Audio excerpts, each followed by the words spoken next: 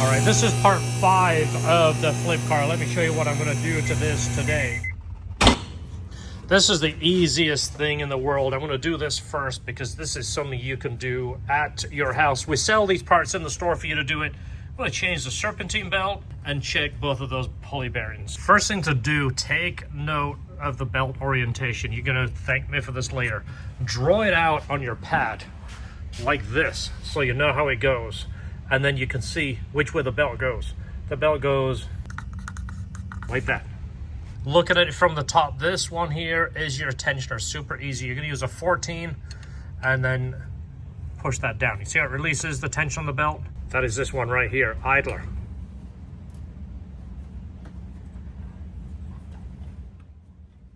This is more than likely the original belt. I never see Honda change these belts. They will give you a car and they say it's certified. That just means they're banking on the fact it won't break. Certified doesn't really mean anything anymore.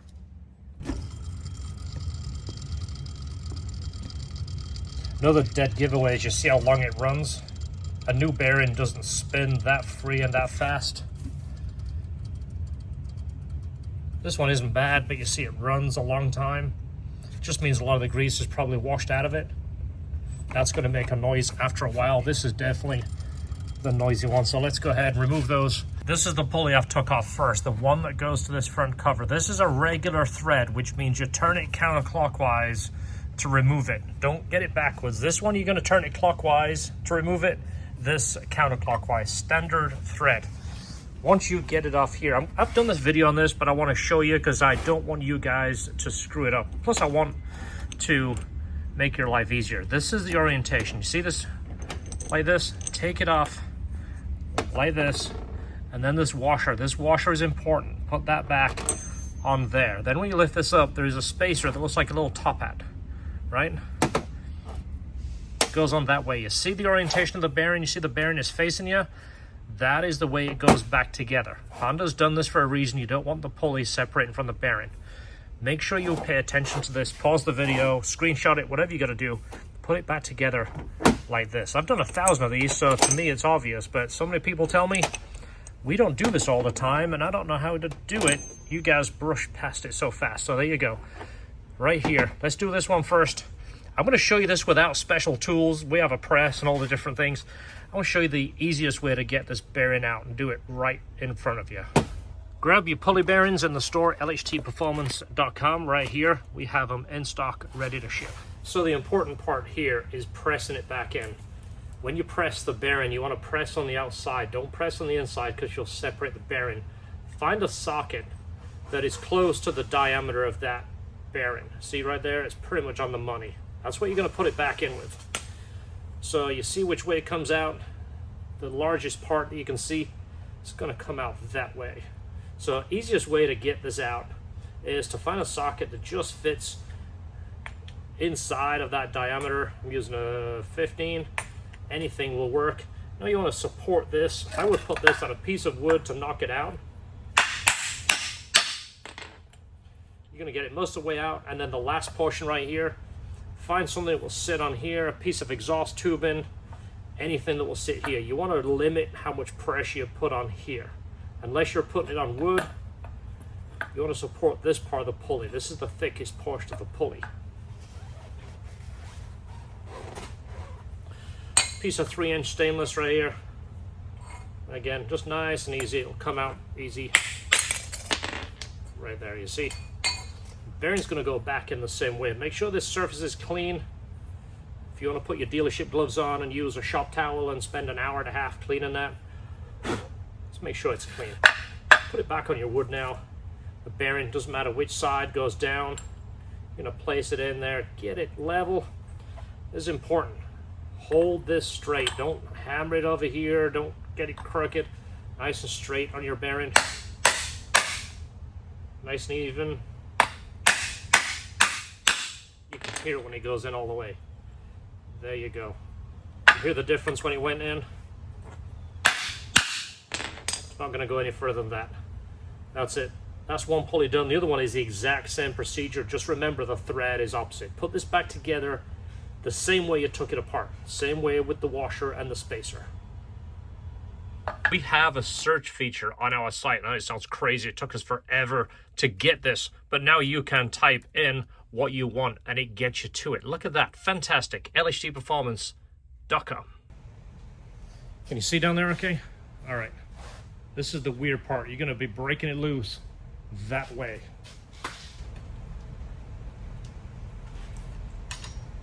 It's just very unnatural when you work on cars to turn that clockwise and for it to loosen.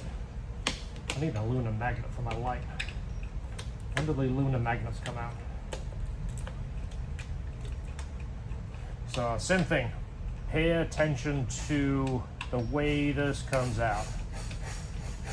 Sorry if I'm taking forever with this video. I just want to make sure you guys don't screw this up, because I've had people message me even after I did the first video and say, what did I do wrong?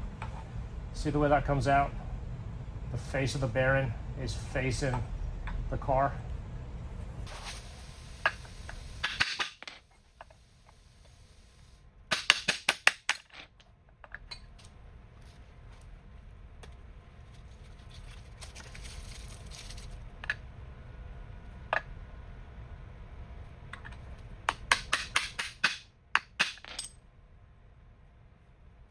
New bendo belt, go ahead and install it just the same way as you did.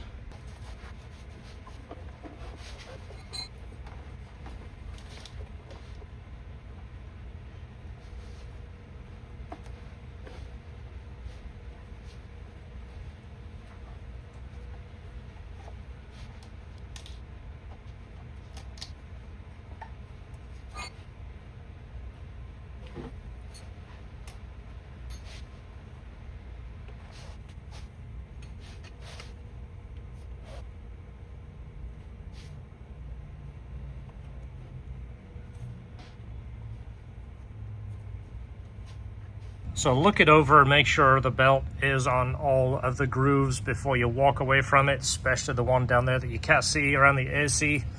That will be much quieter now. You might have seen on past episodes, I tend to feed the raccoons and stuff outside. Well, this is a new guy. This is a guy we're going to call Opie. He is an opossum. Well, he seems to come by and scavenge a little bit, and if the raccoons haven't eaten it all, he'll get himself a feed. Now and again, there is a bit of a face-off. We have Limpy on the left and Opie on the right. A little bit of entertaining, and it's kind of fun to watch. All right, my little list right here. So bearings and belt. Okay, headlights. Let me show you those. Right, 52 headlights. These are the ones that are going to go in the car. We have to take everything apart from the other ones to put in here.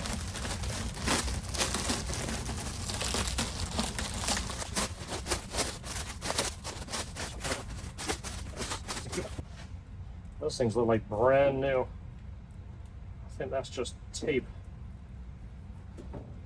Hey, check them. Let's look at the other one. If that's tape and it comes off, we're in good shape, which I think it is, because I saw it kind of leaving behind as I was pulling this off. That's quite the difference in it. Headlights make a massive amount of difference, especially with fresh paint. So that was the biggest concern, was that shattered look. This could probably be wet sanded and buffed, and then you're gonna have to wax them or clear them to keep the lenses intact, because they have like a UV protection on there. That I just hit it with some polish, basically some quick detailer. That thing looks like brand spanking new. That is literally a 9.5 out of 10. That's gonna make a big difference to this car. These are the wheels that Jeff is loaning to me, and look at the tires on these. Tires are brand spanking new. So we're gonna borrow these, put them on the car, and send these off to get powder coated. Like I said, there's only a couple of them have a little bit of rash, but we want them to be as close to perfect as we can. Then when they come back, we can do the brakes, refinish the calipers, rebuild the calipers, flush the brakes and such, and make it look nice too, because they just look dingy back there. And the roads don't look bad, but if they look sketchy at all, I'm going to replace all of that. I time to head over to Superior. This shop has been doing all my paint work for 20 plus years. All the paint work you see in the shop, these are the guys that do it for me, including my personal cars. We are. Look how nice that looks. So there was a little bit of body work to do. You remember there's a dimple in here and there's a couple of damaged parts here, mainly the scrape here. Nothing really in bad shape, but they had to do several spray outs to get that. Red is a really tough color, and you gotta, as you see, if you move it around, the color changes. So they have super bright lights and they have that like daylight light. You see the swirls in the paint. They do a wet sand and a buff. That's going to be color corrected when we do the car. Same as that. You see kind of like the little halo around there. Imagine that's the moon. You see the halos around it. Once that's color corrected, that will go away. This is going to look fantastic. And the lip was black and it had kind of like a sketchy finish. They had to do several different like refinishing things and then build it up with primer to get it right. These are all painted separate. I already put the piece in the bumper. But the little filler pieces, this is the way Superior do it. You're not getting the cheapest job, but you're getting the best. This is all I use for my car. See how that was masked off properly? We saved the VIN. We saved the little door right there, and it was painted separate, so it's not like painted in. You've seen so many of those body shops just paint the whole thing together. And there's, of course, there's always a cheaper way to do it. And look how nice that is cut in around there. I mean, look at that. That's beautiful. I can't wait to get this in. We're going to put the grill in there and of course just put the gas door back on. Let me move that before I end up getting distracted and stand on it. That would be fantastic. You know what I'm going to do right now? This is a Saturday, by the way. I'm here editing, but I'm so excited about this lip. I want to put the door, I want to put the edge molding on there. We sell it in the store. I want to put it on because I'm so excited to see what it looks like. It's Saturday, November 1st, 2025. See, just in case you didn't believe me, I'm here on a Saturday. I got a little bit of time to myself. This is the edge molding that we're going to use. It goes against this lip. Now you see this area right here, that is where it's going to stick. So anything that's on here, wax, whatever, that has to be removed. It has to stick here really nice. Some of this is wax and compound where they have buffed it. It's going to fit against there. You have to clean this really good. I can't stress it enough. Don't just do a halfway wipe, just a quickie. Do a nice job. Get all that junk off there, tape, wax. See the edge right here? See our tape? This is like a T-shape. I've done a video on this before, but for some reason I feel like just sharing it with you again. That is gonna go right here. And it looks absolutely magic. See that right there? That just fills in that gap. This lip actually fits pretty good, but we've seen many aftermarket lips that fit terrible, and it might not make up the difference of the gap, but this does a pretty good job. It's about 3 millimeters right there. See how that's gonna go? It goes like that. And it looks absolutely magic. So on my Type R back in 2004, we actually found some of this. It was from a Toyota Corolla Sport model, and it came in like 4-foot sections. That's before Honda re-released this. We've been buying this as fast as we can get it because we sell a lot of it because it's the best option, and we sell it pretty cheap. So let's go ahead and get this. I'm going to start from this side, which means I need to unroll this. Make sure you don't twist this or stand on it or crimp it. You're gonna mess it up. Just be gingerly with it. There's plenty to do your lip. I think you're gonna have like 3 feet left over. If you do have the side strikes, there is enough to do those as well. But what we're gonna do is come all the way into this corner right here. Don't try and go around here. For one, it won't bend on that 90, plus it doesn't look right. It's not supposed to be there. It's supposed to be just up against this right here. So if you have one of our headband lamps, now will be a good time to use it. I want to show you close up on the first section here. You see the red right here? This is 3M tape. You're gonna have to remove that, but pay attention which way this goes. You don't want to do this and then find out you put it on upside down and rip it off.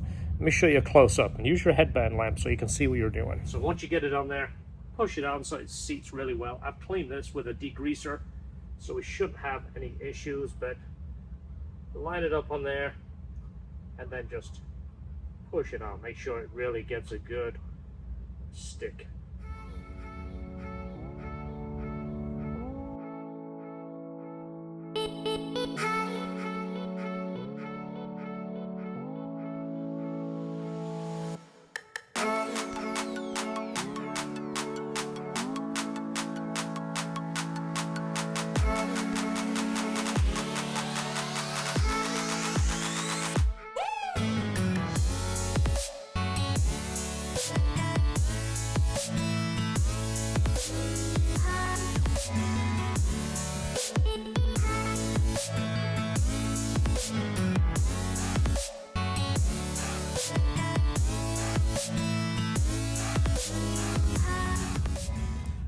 look at that.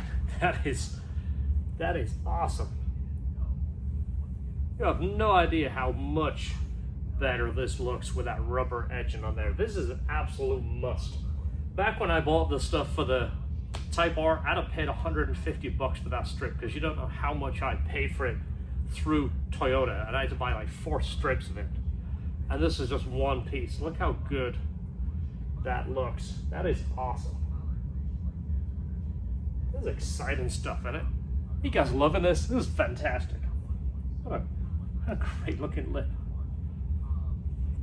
Well, I wish they would work with us and sponsor us, and I would mention their name, but you guys didn't want to play ball, so it's just a lip.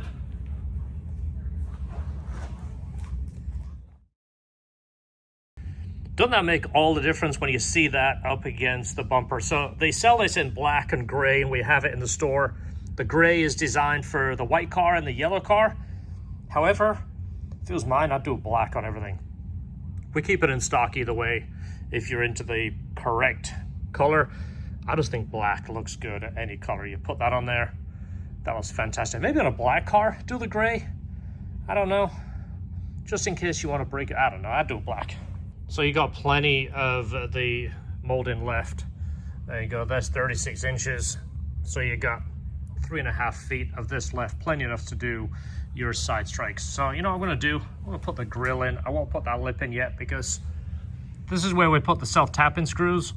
What I wanna do is put the self-tapping screw in there, and then drill this hole out in the bumper and put a threaded insert in the bumper, maybe a piece of aluminum, so we can put a bolt in there. Those are just so we could line it up correctly. That's what I want to do with that. So the grill, these are the little quick nuts that you're going to need to put the grill in. That is the part number right there. That is the part number for it. I think it's a little over $100, but like I say, remember to get those. And look at this, they do a good job of packing this. Even though it's just regular plastic, nothing's really going to happen to it. But you know what, when you see it against the bumper, it's gonna look magic. How many of you guys said on the last episode, hey, why don't you just get that one and paint it black? Well, it was all drilled and chewed up and goofy looking. This one has all the tabs. This is gonna look so much better. And again, on a brand new bumper that cost me quite a bit of money. It wasn't cheap, by the way. For you guys that are accounting at home, yeah, you can get bumpers painted for 500 bucks. But the lip and the bumper, including the bodywork, I think it cost me about $1,250. So yeah, there's cheaper ways to do it, but I don't want cheap. I want good. Looking at the bumper from the back side, these are the holes that these quick nuts go into. That was where somebody drilled it. That was where somebody drilled it. There is 2 tabs here that are missing that go through these holes. And that's just broken off those there. So I'm going to attach it on the side somehow. The quick nuts I'll attach just in the factory way. Right there, you see how that lines up? I'll put that in correct. These tabs go through this over here. I will put rivets on it somehow. I don't know exactly how I'm going to do it yet. We've done it in the past, but what I'm going to do is paint the rivet head black and use a tiny rivet so it's not obnoxious. But let's put it on and I'll show you how I do it. So this is what I'm going to do. We'll put our quick nuts in here. That holds this part together. This snaps through here. This holds in pretty decent, but the little tabs here are missing. So I think what I'm going to do is build a little tab here. I'm going to build it out of aluminum or stainless and glue it on here and have the tab wrap around here so I can put a push pin through there. That will hold that securely in there. Then what I can do is put a little bit of silicone on here to stop that pulling off. This part goes through the grill, so you see if I pull that up. So if I put a bead of silicone around there, it's going to stop that pulling up. But we're going to use our little piece of stainless to secure this so that grill stays put. There you go. Here's a little scrap piece of stainless I used to fix the lip on a Civic Si the other day. So this will probably be, if I want it to go through there, which it doesn't really need to. Trying to wrap around there isn't much. I want to put a big pad on here, maybe as much on there as this whole piece. So let me see if I find a bigger piece. That's some titanium right there. That should do it. Let's do a piece about this long. Think that'll work.